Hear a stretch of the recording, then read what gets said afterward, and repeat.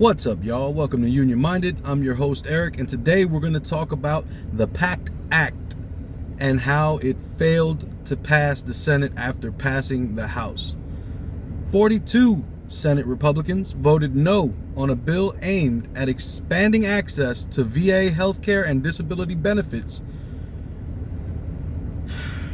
to veterans exposed to toxins from burn pits in the Iraq War and elsewhere during their military service. They stopped it from advancing final passage. 60 votes were needed. The bill failed 55 to 42. 55 to 42. 42 of these patriots, these hardcore, super militaristic patriots, voted no on assisting our veterans in their time of need after they gave their service in defense of our nation. They were exposed to toxins and now they're developing illnesses. And these guys said, nope, we'll vote for an $800 billion military budget, but we're not voting to help you guys once you get back. We'll send you over there to go fight these wars, but when you get back, we give two shits about you.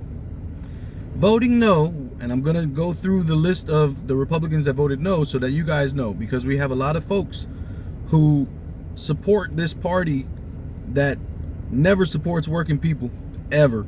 Even in their voting for the military defense, they're supporting the military industrial complex, the military contractors that sell weapons. They are not supporting the troops. They're not raising salaries. A private is still many times subject to living on welfare.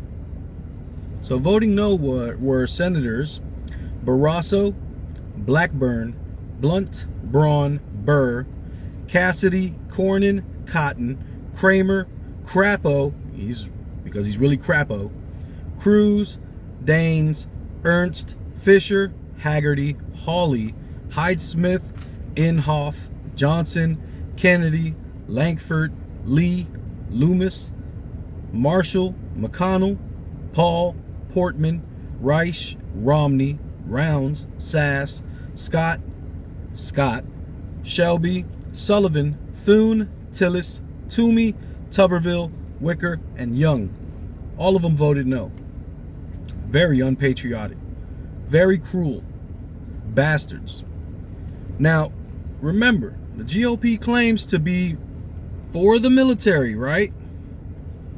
They're pro-veterans, right? Super patriotism, right? Hell, when Kaepernick took a knee to protest against police violence, the GOP went in a rage. They went bonkers, angry. The claims that Kaepernick was disrespecting veterans, just disrespectful to veterans.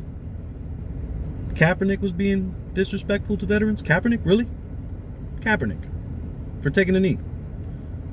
And here you are voting no to providing health care to folks who fought to defend this country and now come back home and they're sick. But this is par for the course, people. This is par for the course. Ain't nothing new under the sun when it comes to these folks. They're ghouls.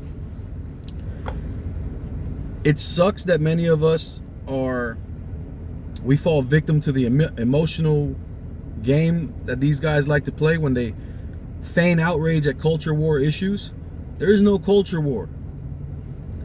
Think about your own neighborhood, your own schools, your own kids' schools. Think about your own lives and their everyday experience that you go through life. There is no culture war. There's nothing that's going crazy in the streets.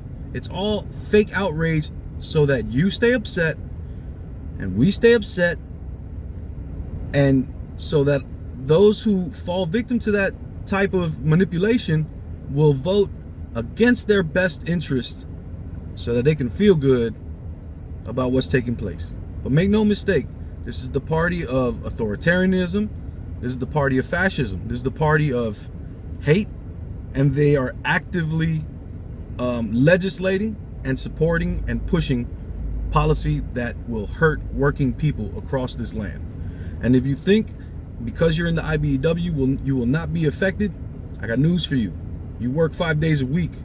You are not a millionaire in weight. You are a working person. You will be affected.